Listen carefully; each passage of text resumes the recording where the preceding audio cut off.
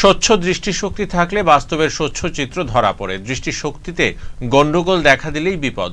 চক্ষু বিশেষজ্ঞরা মানুষের দৃষ্টিকে পরিচ্ছন্ন রাখার কাজটাই করে থাকেন। এই ধারা বজায় থাকুক বললেন মুখ্যমন্ত্রী ডক্টর মানিক সাহা।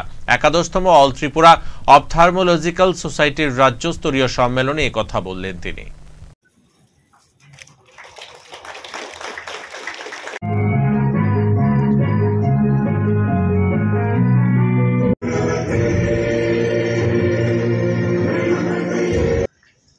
তো এটা সুবিধা হয়ে গেছে, একটা বাড়তি সুবিধা হয়ে গেছে যে যেহেতু আমি এই প্রফেশনের একজন, আর ওরা তো এখন তো বিভিন্ন অ্যাসোসিয়েশন হয়ে গেছে। আগে তো ইন্ডিয়ান মেডিকেল অ্যাসোসিয়েশন ছিল না, পরে all Tripura government doctors association হয়েছে। এখন আস্তে আস্তে পরে আলাদা আলাদা, কারণ খুব সংখ্যক, খুব নগণ্য পার্সেন্টেজের ডাক্তার ছিল, মানে এক একটা ডিসিপ্লিনে। এখন এখানে প্রায় এবার যা শুনলাম, আপনি যে কাউন্ট করে শোনা, প্রায় এবার 50 to 60 শুধু এই চ্যাপ্টারেরই আছে। তো ন্যাচারালি আস্তে আস্তে করে যার যার অ্যাসোসিয়েশন এবং এই ধরনের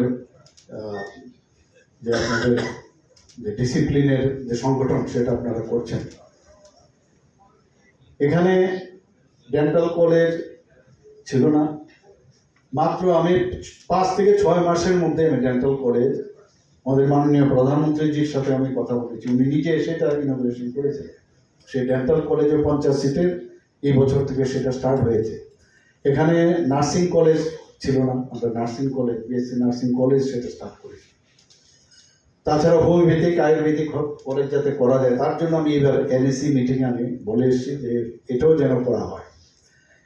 আমরা চাই যে বায়োমেডিকেলের কথা বললাম, যা দরকার আই ব্যাংকের জন্য, যদি এখানে কর্নিয়াল থেকে আরম্ভ করে যাই ট্রান্সপ্লান্ট দেবো, যাই একদম এক্সট্রিম, যে সারা ইন্ডিয়ার মধ্যে যা যা অ্যাভেলেবিলিটি আছে এখানেও যাতে হয়, তার জন্য একটা স্পেশাল হাই হসপিটাল আমরা চিন্তা ভাবনা আছে, সেটা